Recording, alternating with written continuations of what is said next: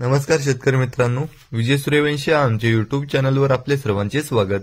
जे शेतकरी मित्र आमच्या चॅनलवर नवीन असतील त्यांनी प्रथम आमच्या चॅनलला सबस्क्राइब करून सपोर्ट करावा। आज आपण कृषी उत्पन्न बाजार समिती मुंबई येथील कांदा बाजारभाव पाहणार आहोत। मुंबई येथे कांद्याची आवक झाली होती 10,797 क्विंटलची। कांद्याला भाव भेटला आहे किमान दर 2,500 रुपये, कमाल दर 3,300 रुपये, सर्वसाधारण दर 2,900 रुपये असे होते मुंबई येथील प्रति क्विंटल मधील कांदा बाजार भाव।